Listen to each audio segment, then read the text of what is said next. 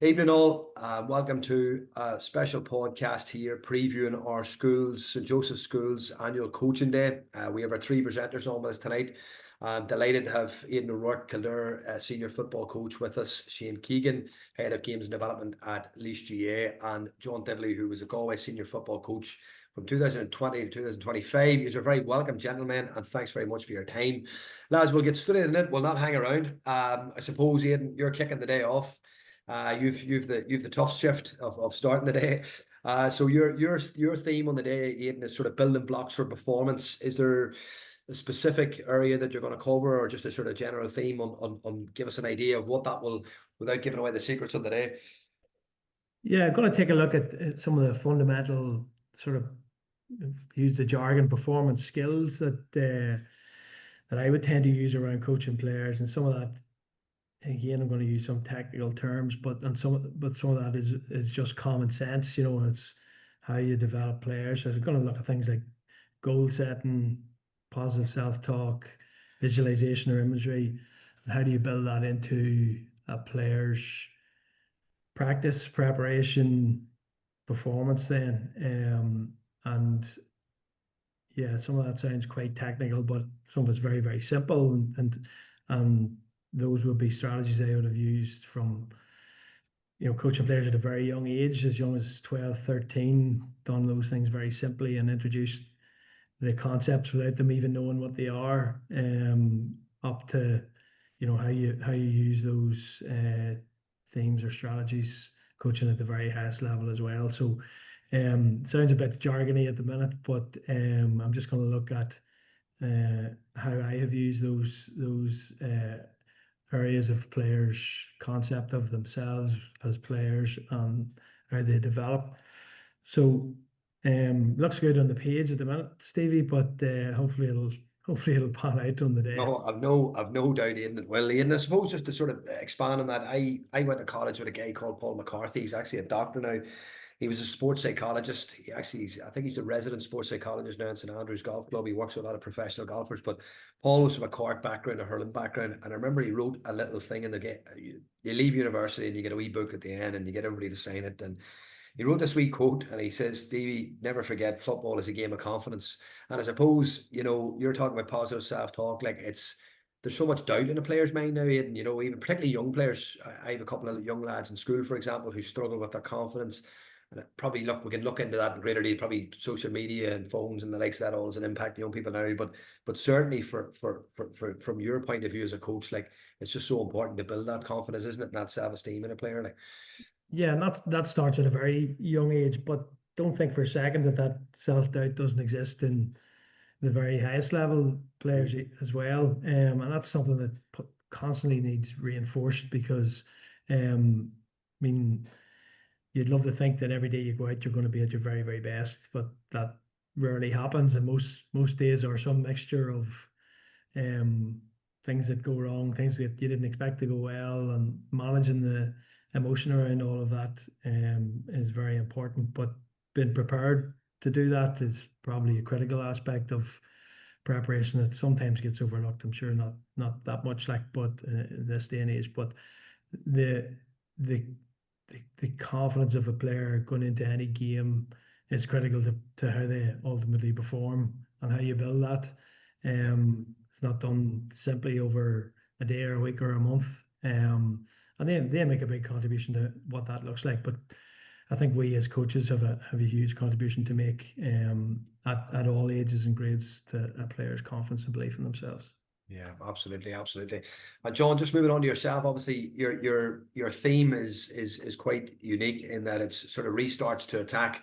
Ping pong football, as you say, is it inevitable in the new game? And I suppose what we're seeing now is we're seeing more scores, so therefore we're seeing more kickouts. We're seeing teams press kickouts. So when you win a kickout, you have an opportunity to attack. It's become very, very, as you would describe, ping pongish. Like, and obviously your session is different. Aidan's that it's on the field. Aidan's is more indoor, more theory, but yours is more practical. So, do you want to give us maybe a flavour of what the coaches could expect on the day, John? Yeah, well, I suppose, Steve, it's hard to know what to expect because we're going to have a team demonstrating kickouts, which is where most scores come from. Most teams now get 25 to 30 kickouts a game, so more. A lot of teams are getting 30 plus shots per game. So it'll be interesting to see when we start the session, and we'll just let it flow for 6-7 minutes with whatever group of players we have, and then we'll stop it, and we'll see, can they identify, are they racing up the field to try and shoot every time they attack, or are they taking a breath when they cross the halfway? Are they trying to isolate one-on-ones? Can they create a 4v4? Do they feel they have to come down the middle all the time? So, with every team is different, because every group of players is different at your disposal. So I'd be interested to see what the guys do when it's unstructured, and then when we give them a few feelers and a few pointers with all the coaches that'll be there on the Saturday, will they take it on board? Can they figure it out if we throw a few curveballs at them? Okay, conditions for the next 3 to 4 months is going to be wind and rain. 2-pointers are very prominent in the early stages of the National League. They fall away then, and then they come back when the ball is really hard in July. So there's lots at stake. I'd say, Steve, and it's hard. You can't put your finger on it, like what Aidan said. Like, so much changes from any given day with any given player, and all we can do is this famous word of principles of play. But it is a fact. You can only just give players guidelines, because they have to make the decisions on the field. Yeah, and John, probably last year was the first year of the enhancements of the new rules, if you want to call them, and obviously the county game, you've seen some certain strategies. I know, watching your own team play in Newry last year, I've seen a couple of times where, I think I spoke to you on the phone about this, where you actually worked about bringing the ball back and someone crossing the halfway line and trying to release a runner on the far side. Do you feel it will evolve now more in the club? The club season now has taken fold, and we're now going into year 2. So there's obviously going to be a lot more thinking and strategy and thought behind it. Would you agree? Absolutely, yeah. Coaches will get very clever, and there will be way more attacking strategies, which is something to look forward to, because there's great coaches out there in every county, and great forwards out there, and you're going to see a lot more, I think, of your 13, 14, 15s on a slow attack. They're going to be now become the half forward line. So you want to get your best footballers, out on the 45 with the ball in their hand facing the goal. They can now be the playmakers. They can decide. There's no point in having your best shooters in at 13, 14, 15 all the time, when a lot of teams will adopt the defend the arc. So you're going to have to get a little bit clever, and not every team has a David Clifford who can obviously work magic with 1 step and 1 second. So other teams have to come up with a different ploy. And we tried it a few times last year in Galway, but not that much. And I don't think many teams tried the inside mark. So I would expect to see a lot more inside marks this year. And it's exciting. It's exciting to see what happens in year 2. Yeah, and I suppose what the advantage of the mark is, probably people don't realize you have that time to just go for a goal, and you're still going to get your mark back again as well. Like, so it's advantageous. Shane, just moving on to yourself then, just sort of exploring scenario-based coaching. You have experience of coaching at the highest level in both Gaelic and soccer. I know you stand on the sideline at the Emirates, is that right? Dundalk Arsenal in a famous Europa League game. I think you were on the line that day, and that was obviously a wonderful experience for yourself. But I think a large part of this, Shane, has come from soccer, in that we're talking about scenario-based coaching. I know Niall Morgan was at our coaching day a few years ago. Niall talked about how Tyrone were embracing scenario-based coaching. It's obviously something that sounds great on paper, but just give us an idea of what that's going to entail on the day, Shane. Yeah, well, I suppose first of all, Stevie, hopefully listening to what John is after describing his session, it should flow on fairly well from John's, because I hear a lot of the principles that I'm going to be trying to show in mine are evident in his as well. So yeah, look, I suppose in our coaching sometimes we can get bogged into doing a lot of kind of generic coaching, and rather than going after the real specifics. So look, in the time slot, I'm not sure how many of these different situations we'll get through, but if we look at probably the 3 big determining factors on what we're going to do with the ball at any given time, is the score, I suppose, first and foremost, has a massive part on it. I think one that John touched on there, the weather conditions, has a massive part on it. And I think the amount of players that both teams have on the field is another one that has a massive part at it. So we might look at combining one or two of those factors together. You know, time on the clock is probably the last one to throw in there. So we might look at one or two different scenarios of, look, boys, we are, you know, we're a point up. We're down to 14 men. We're a point up, 5 minutes left on the clock. Let's have a look at how we're going to look at trying to play those last 5 minutes. Might throw out another couple ones. Okay, you know, we've started the game. We're playing into a gale force wind, and we're looking at how we're going to try and get our own kickouts off under those circumstances. So just going after the exact set situation that we might find ourselves in, and there'll be hopefully a little bit of two things happening, Stevie, as most of us will probably be doing. We'll be trying to steer the lads. We'll be giving the lads a large element of free rein in deciding what they'd like to do and how they'd like to approach these situations. But let's be honest, we'll probably steer them a little bit towards how we would like to see them go about it too, with a bit of to and fro and a bit of conversation. And look, we might give them a go at a certain situation, see how it works out for a couple of minutes, let them discuss it, and then let them have another go at it again and see, well, do they go at it the same way, or did they learn anything from the way they went at it the first time? Might they go at it a little bit different second time round? I do believe that, you know, when the game is in those clutch moments, there's very, very little that me, you, or any of the lads can do about it. Therefore, we have to do a huge amount in terms of empowering the players.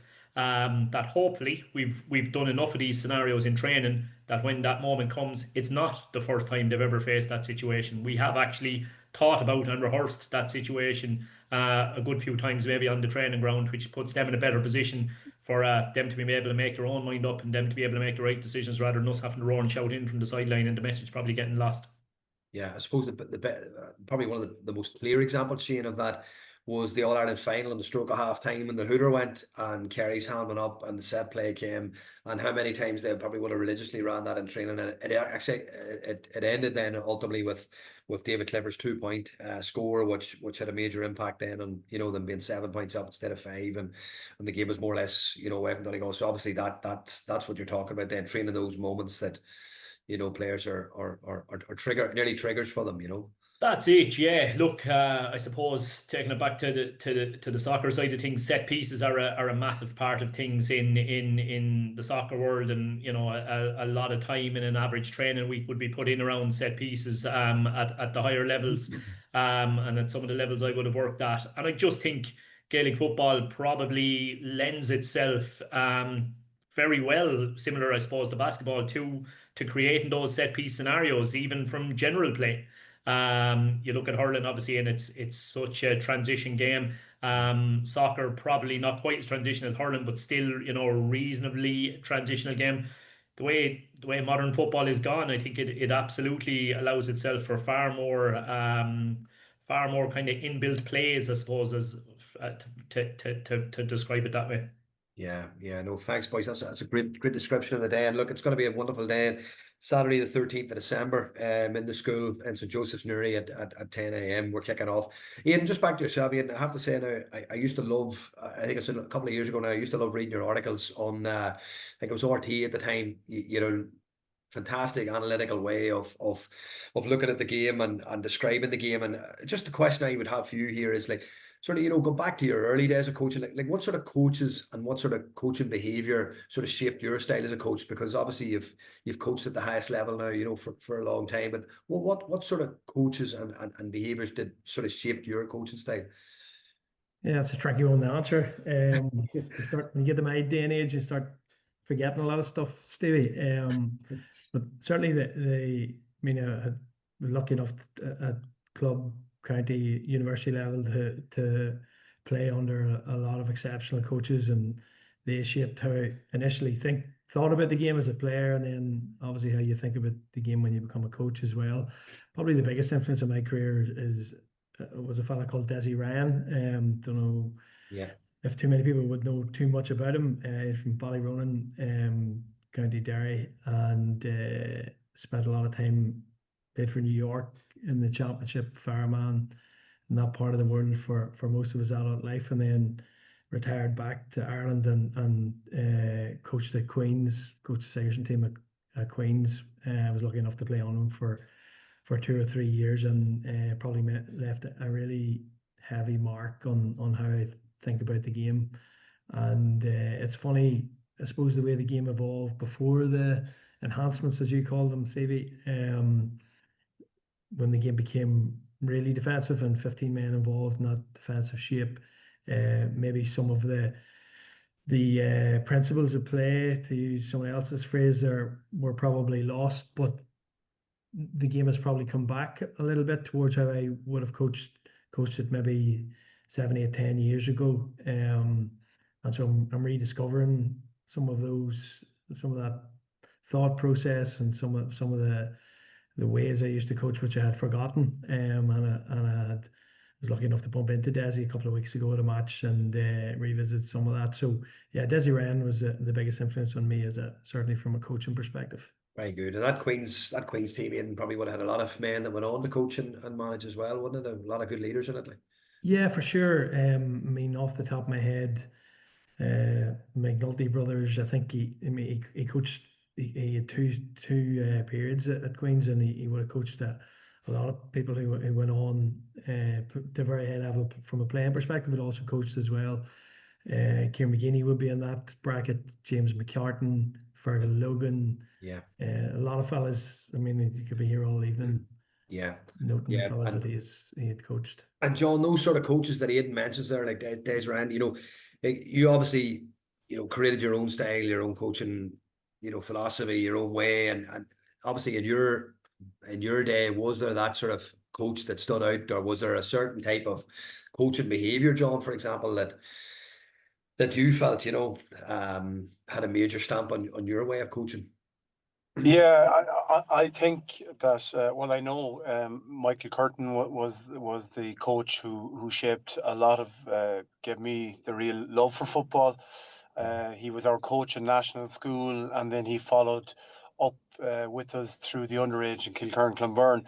And I suppose his style and philosophy was like move the ball, let the ball do the work was a big one with them. And then vision, he was always trying to teach us to think about the next pass, or 2 passes ahead, 3 passes ahead.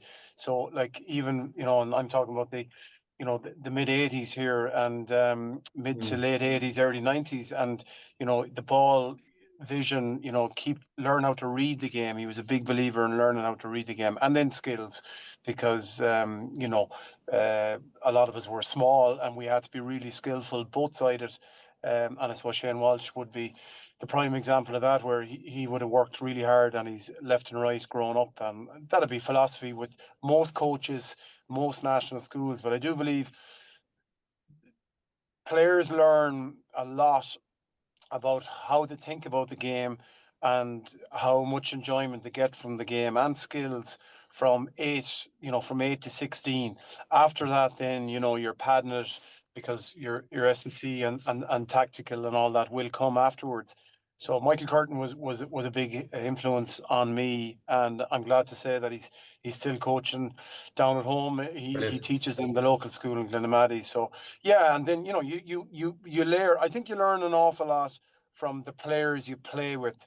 And again, like Aidan, I would have went to UCD, so to learn, I was a fresh year playing with the likes of Trevor Giles, Brian Doer, Kieran McManus, David Nestor, all these guys, and you just learn from the way they play, how they conduct themselves, the way they think, and you listen to them. And if you're open to it, you will pick up so much from every coach that you go under, or you've even seen. If you're not open to it, well, then you're going to think about the game one way only, and that has a lot of negative drawbacks, I would feel. Yeah, no, that's a very fair point, John. And Shane, I suppose, to back up what John said there, I've said it. Said this is 16th year of our coaching day in St. Joseph, and I say every year, one of my opening lines to the coaches is, the greatest resource we have as coaches is each other. And the coaches that you have probably learned from and taken from, like, was there any specific coaches that really shaped your style or your way of thinking about the game? Yeah, I suppose, Stevie, my learning process would have been a little bit different than the two boys, in that, unfortunately for me, I would never have had the colour of a playing career that the lads would have had. So my learning journey has been very much based on watching, reading and trying to get as close as I can to coaches from day one. I wouldn't have received expert coaching, if that makes sense. Yeah. So I suppose, look, in terms of what it is as a coach to deal with people, the early coaching badges that I would have done with the FAI or your UEFA Bs and even below that level, I would have been lucky enough that the majority of those would have been delivered by a phenomenal coach by the name of Noel O'Reilly.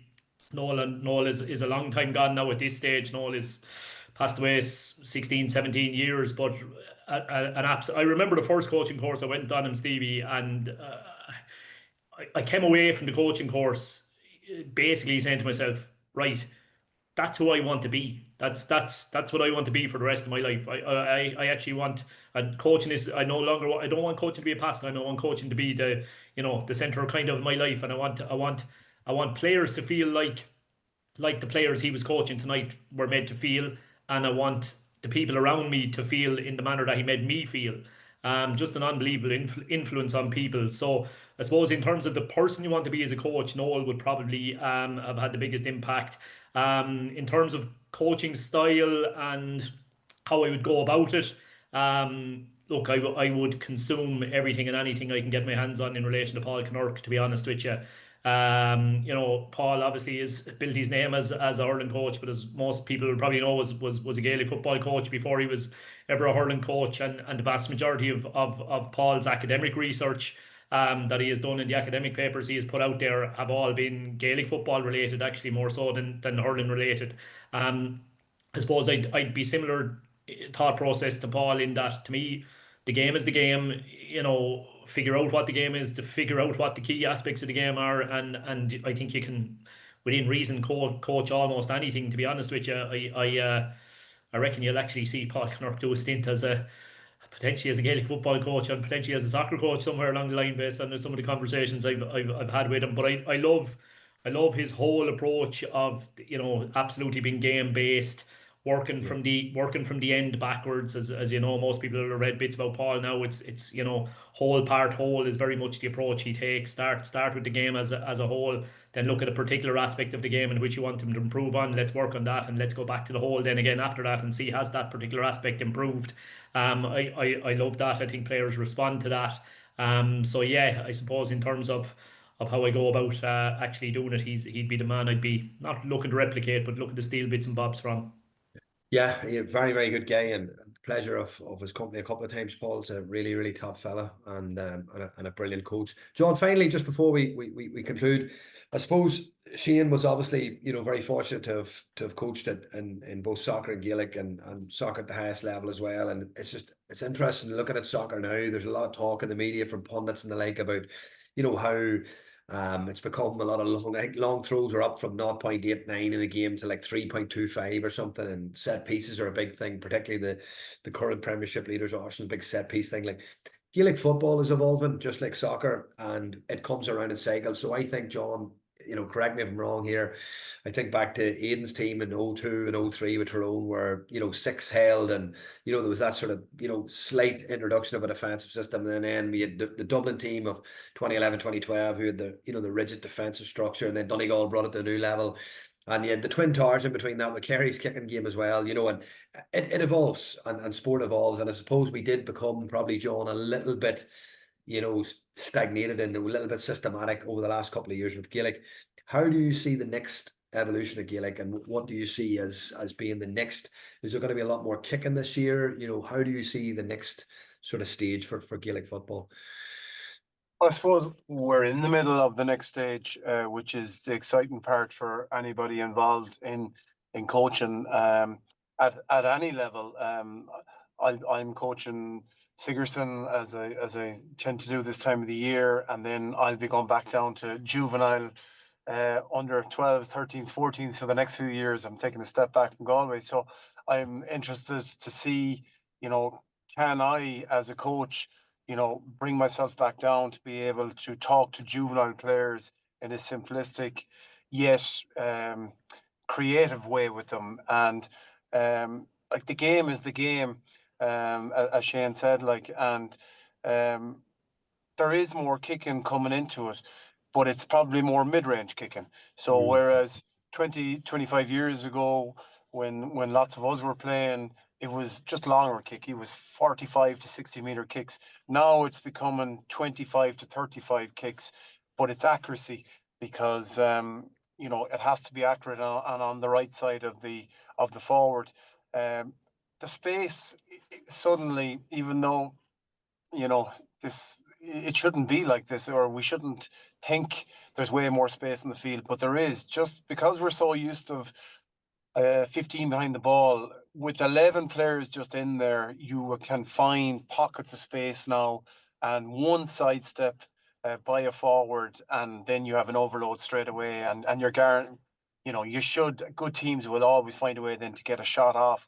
So the space is massive. I think you'll see more little, the way the Gooch used to play, Declan O'Sullivan used to play, where they have the head up and they kick a little 20-meter ball and then that follow, or they'll have someone. I think there'll be more of that this year, even though defenses just can't afford anymore to play the one way. They can't just defend the arc. They'll have to learn how to defend the arc. Then they have to learn to defend when they have two-man markers.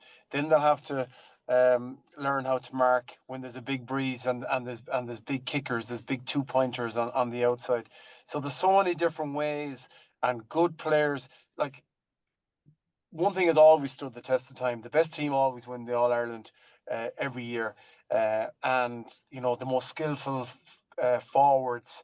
The team with the top 2 or 3 forwards every year nearly always wins the All-Ireland, and that's not going to change going forward this year. So I suppose that's the challenge for the 5 or 6, 7 teams that are trying to challenge Kerry this year. Can they get their best forwards really on song at the right time of the year? And look, let's be straight. Luck plays a big part in this. Luck plays a big part, and I think with the new system and the new format coming forward, where if you win, you have 2-week break all the way through. That's a huge advantage to any team who can keep a winning streak going. The one thing, and I haven't read up enough about it, maybe Shane knows this, is with the hooter. With the new rule now, can you hold the ball at the end and get it replicate a David Clifford point anymore, or is that gone? No, I'm definitely not going to be able to spit out the answer there, I'm afraid. I think it there was talk there. We'll ask the inter-county manager. Yeah, no, well, and here, listen, the only good thing is I'm not a referee. I know that. I know we need Paul Falloon on here to clear that up. But listen, John, you're totally right though, because there was talk of when the hooter went. I think that was more or less end of play, wasn't it? It was end of play. I think it's into play unless it's a free kick. I think you're right. Or a sideline or something. Yeah. So it might be harder to replicate a point like that. What you'll have is then you'll have some sort of signal going onto the field to say 1 minute, 60 seconds, and you got the 60 seconds. You'll have somebody maybe that's running the clock down, and the call then will be 30 seconds, and there'll be ways around it, But no, but listen, it's interesting times, Shane. And I suppose just to finish them with yourself, then just before we conclude, is John talked an awful lot about the game and how it's evolving, and now this new game and what's happening in the space and stuff. But the key principles still apply. Defenders hate 2 things. They hate space and pace, and forwards want to see space, and that's ultimately what you're trying to do. And I suppose that your coaching on the day will include a lot of this, and you're trying to manipulate space. You're trying to create space. You're trying to create scoring opportunities. The game is open up, as John has rightly said there, and certainly, you probably see it yourself, from the soccer side of things as well, that when it evolves, it tends to be circular, doesn't it? It really does tend to be circular. Yeah, and look, as somebody said to me before, technically with the 3 up or 3 back, you do now see a scenario where it's actually 11v11. So it's really starting to replicate the soccer side of things from that perspective. Look, I'll be honest with you, Steve, I'm an absolutely massive fan of the new rules. I think they've been transformational in all the right ways. And I think the most satisfying part of it is, you're talking there about what we need to coach and what we need to go after, and almost everything you mentioned was from an attacking perspective. Good defending is not easy, but I would argue that defending is the easier side of the game to coach potentially. Whereas I think all the ground that can be made up with these new rules over the next couple of years, I think it is very much coming from the attacking perspective and from the attacking side of the game. And as John has touched on there, space manipulation and exploitation of space, the creation of it, and how to take advantage of it when you get it. I just think it's just, there's, you know, listen, I'm so new to this. I'm 25 years coaching, but an absolute newbie when it comes to the football side of things. But I'll tell you, if I had looked at going coaching football 4 or 5 years ago, I don't know would it have excited me. Whereas I've absolutely loved the last 12 months. I've loved coaching the new game because there's so much. I just think as a coach, there is so much more content for you now to coach. I think there's so much more there that you can zone in on. And I think the whole idea of doing a copy and paste job, I think is so much harder now, which is a good thing. Yeah. And Shane, you have a new role? Do you have a new role? Did I see someone you have a I new role? do, yeah. Majority of people who've mentioned that to me followed up by saying you're a sucker for hardship or you must love hardship. What's the new role? What's the new role? I've seen it somewhere. I can't. Gone in coaching with Wexford senior hurlers for the coming years, Stevie. Yeah, good man. Listen, so and listen, we wish you the very best for that, Shane.